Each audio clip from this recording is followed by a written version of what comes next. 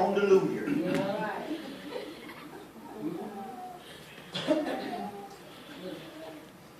To the word of the Lord. So anyway, okay. Alright. Y'all got me thrown. Okay, what was I? Oh. We've been talking about kingdom building, and I just have to do this on Wednesday. But I want to share something with you, and then we're going to go.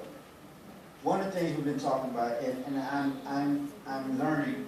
Right now, I haven't. Well, I can't control what I have to do what the Lord tells me to do. But a lot of times, when I say things, sometimes when God gives it to me, say I'm apprehensive about saying it, because I understand that a lot of times being, the shepherd, you have to be the first partaker of it, and sometimes I don't want to partake in some of the stuff. I'm just gonna be real with y'all. When I stood up here and I told you the storms were coming, I wanted to stop what I was saying because I knew that, guess what, dude? Some storms are gonna come. And I can't tell you something, storms are coming, and then they're just coming for you. Because when storms come, they come for everyone. But you got to understand the concept of storms. Let me use it this way. Too many people get caught in the storm, and they're focusing on the storm and not what comes after the storm. I have a real problem with when I'm on the highway driving, and it's raining and it's coming down. I mean, it's good and visibility is real bad, and they pull over to the side of the road. That bothers me because that's telling me you can't navigate in the rain. And so they would much rather delay their arrival. Oh, come on. Than to go through the storm to get there when they should. Here you go. Again, too many people are looking at the storm and not what comes after the storm. Have you ever heard this before? April showers bring May flowers. And a lot of that, a few months ago, it was raining all the time. And people were complaining about the rain. One thing I like, it bothers me when it rains. It bothers me when it starts raining and my grass is not cut. Because what I like to do when it's pouring down rain, I open up the door and I'll even go out on the porch, I stand there and watch, and I'll watch the rain fall on my nicely cut, manicured lawn. Because number one, it does two things. It keeps me from watering the grass, which means my water bill is not high. But it's also providing my grass with the nutrients that is needed to grow. And a lot of times we get stuck looking at the rain and not thinking about the growth that's coming after the rain. Okay. I gotta do this. Okay, watch this. I told this story a long time ago, baby. I told this story a long time ago. We were living in Spring Lake, and my wife was up front on the computer, at the desk on the computer, and I was in the back, probably watching TV or playing the PlayStation, doing something. I don't know. I was just chilling, like I don't do. And I heard her call my name. Well, she didn't call my name. She screamed my name. And then she ran back to where I was at. She screamed my name because a storm came. An unexpected storm in her life came. And she screamed my name and then came to where I was at. Now, I know for a fact, and I'm saying this, but I know for a fact that this wasn't the case. At that time, we've been married 30 years in December. So y'all know being married 30 years, those of you who don't know. There's sometimes when you're happy with each other. And there's sometimes when you ain't. Yes. Amen. Yes. And you know, I'm pretty sure, you know, her times of not being happy with me are very small. That's good. That's good, sir. That's good. Very few. Go ahead. Go ahead.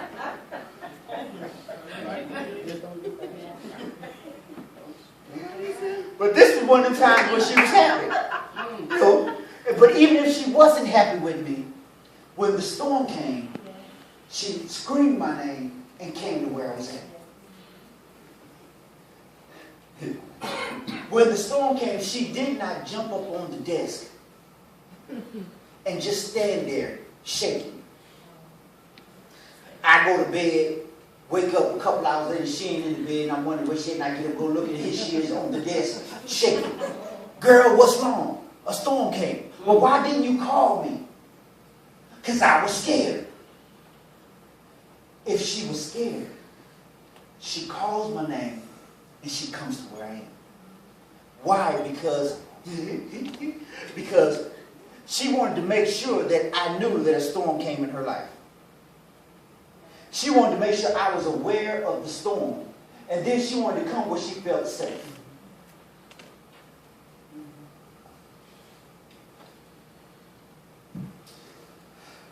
There's a storm. There's water coming on the boat. Dude, we're going to drown. We're about to die. Well, ain't Jesus down there? Yeah, but we're going to die, dude. Well, I'm going to go where he is. And I'm yo, Jesus. Yo, wake up. Wake up.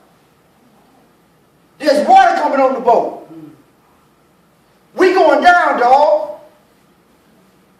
Don't you care? Oh, Lord.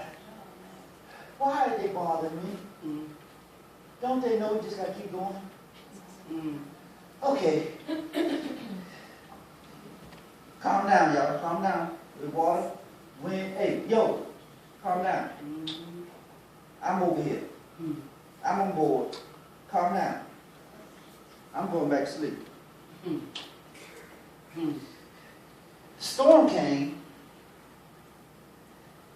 and they realized that they were doomed. But they went to where Jesus was. When storms come in your life, you have to recognize the author and the finisher of your faith. Yes, sir. Because he's the one, I told y'all last week, storms don't come to take you out. They come to build you up. And too many people are focused on the storm instead of the building up. Because watch this. When you focus on the storm, you don't correct what needs to be corrected.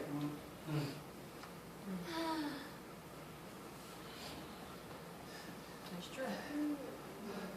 When you buy a new house, now when I say new house, I mean a new building, one that they built from the ground up. After you make the offer and it's accepted, and you've been approved for the loan, the builder sends a representative with you to inspect the house. And the representative goes through the house to show you if there's anything that needs to be corrected.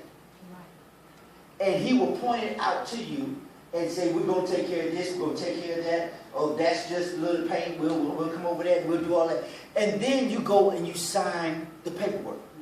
And they give you a certain number of days, 7 days I think it is, after you sign the paperwork to move in. And if you see anything that needs to be fixed, they will come and fix it. Storms come. Storms come at times to expose some deficiencies. Yes, sir. Yes, sir. Yes, it does. We had a storm door put up in our back door going to the backyard. And before it happened, before we didn't have a problem, but the guy he came and put it up, and now, you know, when it rains, water will come in right where the storm door is, right inside it, before it comes and hit the ground. And so we see it now. And so what we had to do is we had to go get a rain deflector. Got to measure it and put it up so that when the rain comes, it won't come in the door anymore. The deflector will take it and move it out. We wouldn't have known that was a problem if a storm had came. Good. You gotta say it, preacher. And too many people want to be under the false presumption that they're okay and they're on their way to heaven. Ah. When in actuality there is a slight defect somewhere. Yes, sir. And you never know where it's at until the storm comes. But see, what happens is, when storms come, they don't deal with the defect, they just look at the storm. And then the defect winds up getting worse Yes, sir. because they don't want to take care of it. God Almighty. You hadn't been praying like you should. You right? So the storm comes to get you on your knees. Come on, Pastor. You hadn't fasted in the last 15 years, so the storm comes to get you to miss a meal or two. You better preach. You ain't been to church in a while, so the storm comes to drive you back to the fellowship. Come on, Pastor. See, watch this. Oh, that's a good subject. There. You need to work that and give it to me so I can use it. Watch this. Those that stand in the storm. Psalms 1 and 3, and I'll deal with all this Wednesday. Y'all be back Wednesday, please. Please be back Wednesday. Psalms 1 and 3 says you should be like a tree planted by the rivers of water. What happens with a tree that's planted by the rivers of water?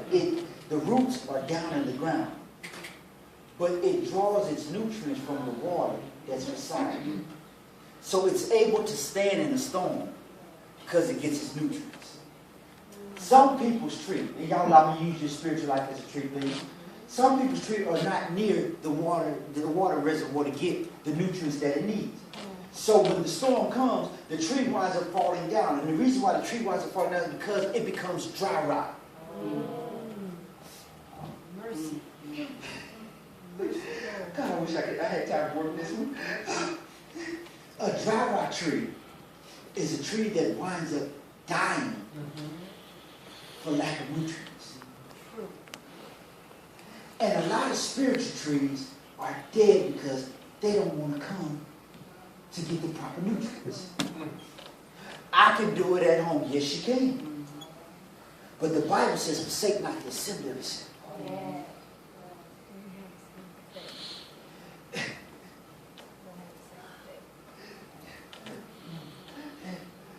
If I'm driving my car and I'm on and my light is on, which it is now, I gotta stop and get some gas. My light is on. And you know how some folks get.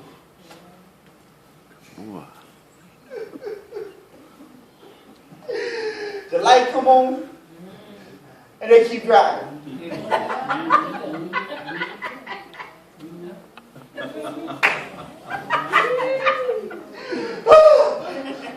The light has been on for 4 days and they keep driving. Then all of a sudden the car stopped. And they wonder what's going on. Watch this. You can go get your gas can to put gas in the car. You will get gas in the car, but it's nothing like pulling up to a gas station. A gas can can only handle a couple of gallons. But a gas station, you can fill it all the way up. And when you're doing it at home, you got a gas can.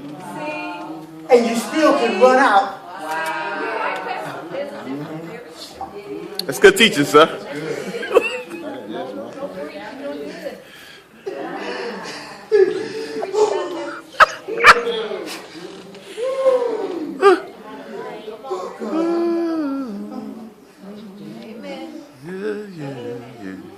And a lot of folks, the storm comes, they don't have no gas. Or the tree is dry rot. And a dry rotted tree is only good for firewood. You can't get any fruit from a dry rotted tree. Well, that's good. Teach us. A dry rotted tree don't give life to no one because it's dead. And when you don't get the proper nutrients that you need in your spiritual tree, when the storm comes, your tree falls down. Watch this. Hurricane, tornado comes. You got a big oak. What happens to the big oak? It might split. The top might split. But guess what? The roots are still in the ground. And even though the top might have split off, the tree is still alive and it's still going to grow. Why? Because the roots are in the ground and it's getting the proper nutrients that it needs.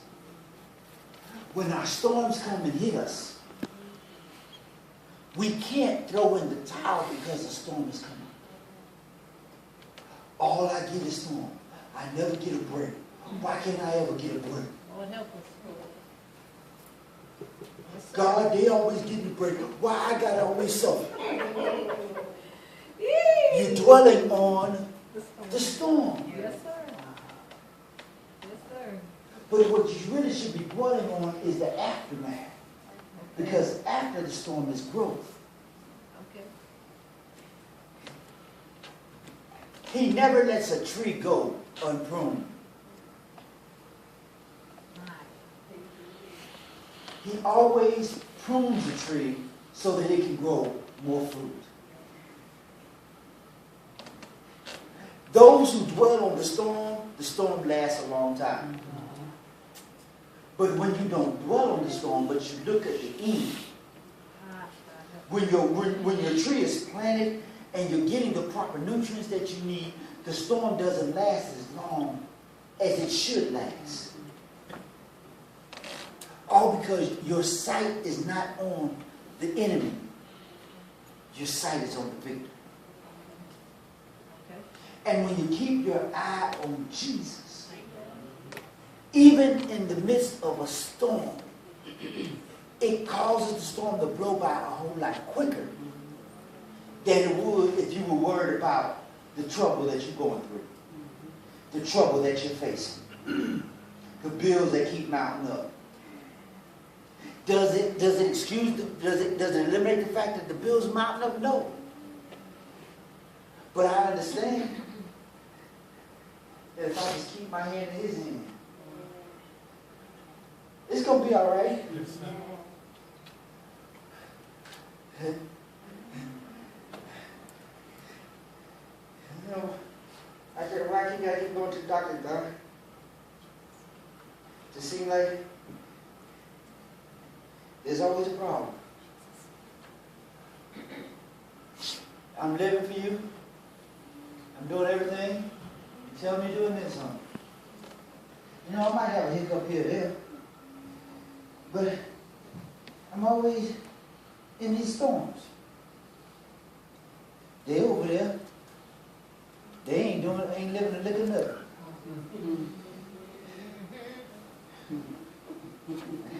I ain't trying to compare, but I know that my life is a whole lot. I'm doing more for you than they ever thought. Come on, sir. Come on, sir. God don't understand that, and they healthy, and Germany are doing this, and you know they got money out the yin yang, and I'm over here sick, always going to the doctor. God, what? Come on, Pastor. Fret not thyself, because of evildoers. Neither be thou envious. So, Kenneth, what I'm trying to get you to understand is, I'm trying to get you to forget about the trips you're taking to the doctor. But I want you to think about the balm that's in Gilead. I want you to think about the testimony you're going to have. Because I brought you out. Quit crying every time you got to get in the car to go to the doctor. And just thank him because you can get in the car.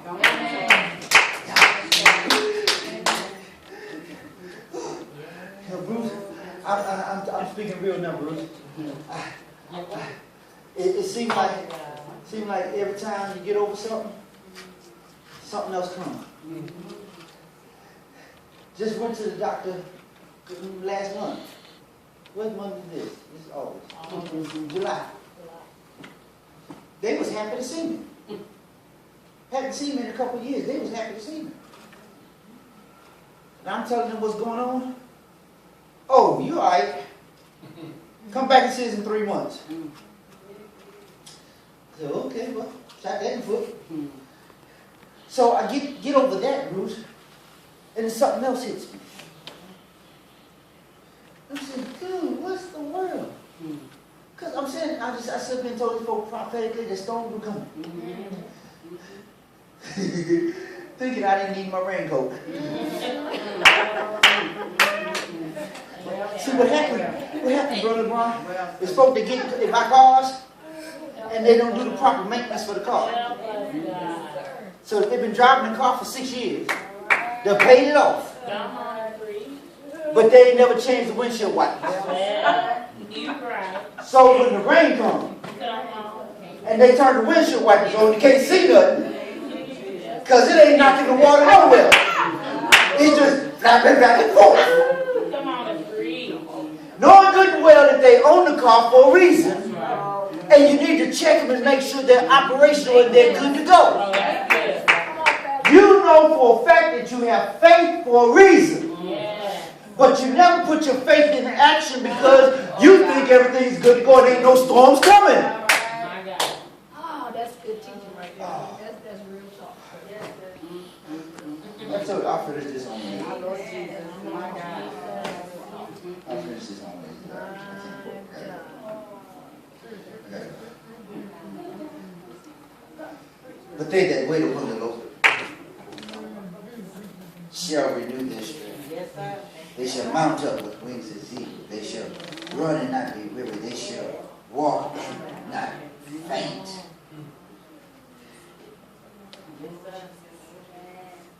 Don't stop because of the storm. It might slow you up a little bit, but don't stop because of the storm.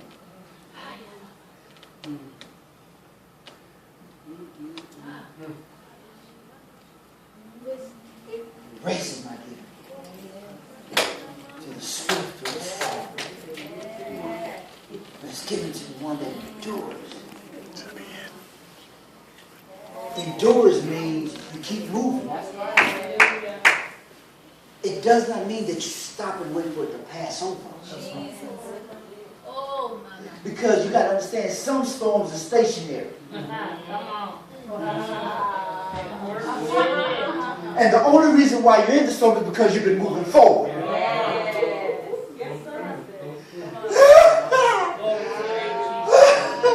God. The one that endures to me. Sister Rouse, give me something and I need you up here.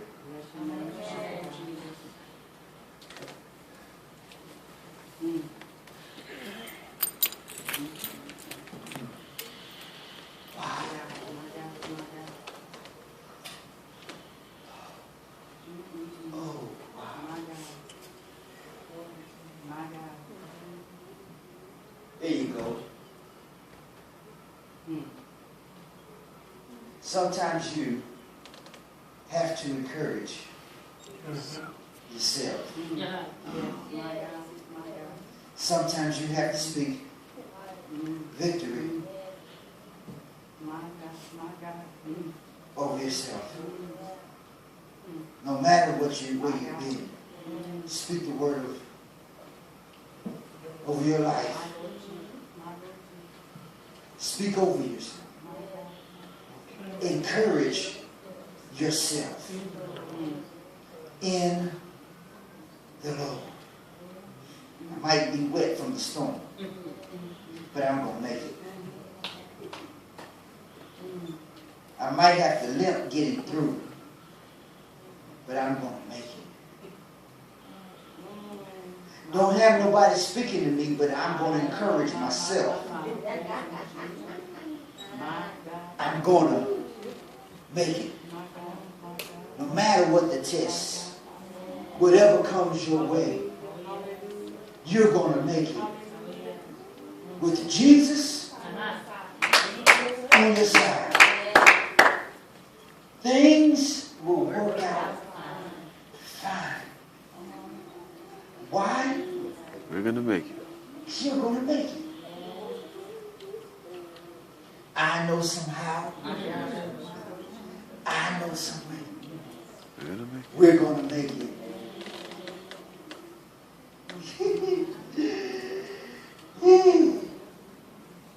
No matter what the test, whatever comes my way, we're going to make it. Some way, somehow.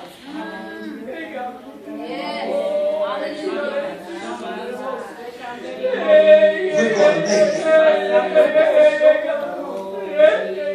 I might not can see in front of me, but some way, somehow. My visibility is poor, but some way,